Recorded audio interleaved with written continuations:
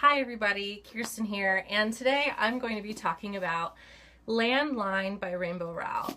And I'm just gonna throw this out here right now. Rainbow Rowell is my favorite author, and what John Green is to 16-year-old girls is what Rainbow Rowell is to me. So she can pretty much do no wrong in my eyes.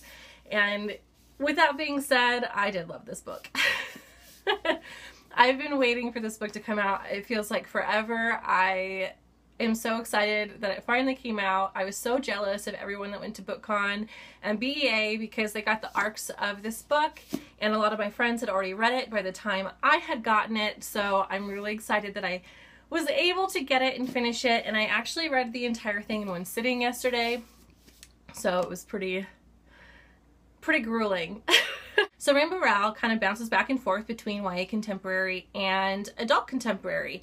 And this is an adult contemporary book. If you don't know what it's about, let me tell you real fast. So our narrator is Georgie McCool. That's kind of an awesome name, right? Yeah. Okay, so she's 37 years old, and she is a comedy writer for a TV show.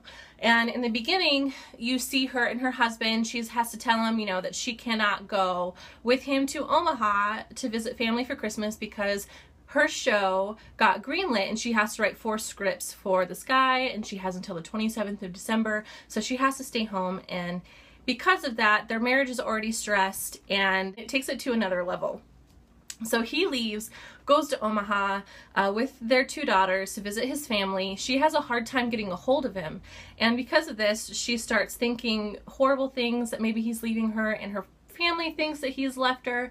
And so she spends time at her mom's house and plugs in her old yellow rotary phone and calls him, and it brings her to Neil, her husband, back in 1998. So it's a time-traveling telephone, and the rest of the book kind of goes over their conversations that they have between their Christmas break in 1998 and how she's dealing with it now, whether or not she wants to save her marriage by talking to Neil in 1998 or telling him to just not go ahead and bother, you know, if maybe it's better if they aren't together. So the entirety of the book is just her being sad and talking to her husband when he was in his early 20s.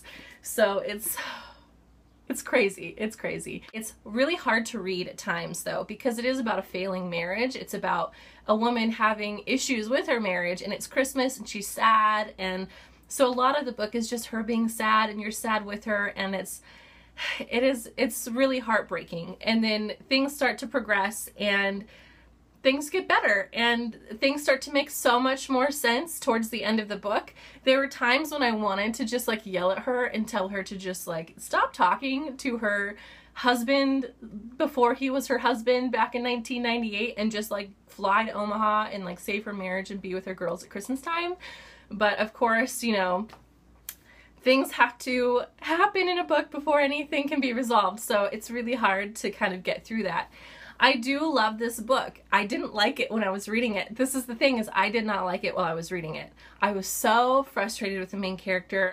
I just wanted to like shake her because she was choosing her job over her family. And you know, you go through and find out it's not the first time it's happened, and there's a bunch of different factors that go into why they're having marriage problems, but it all kind of like comes to a head at the end, and there's conflict and there's a lot of things that happen, and it's a great story. It really is. It's so different from her other books.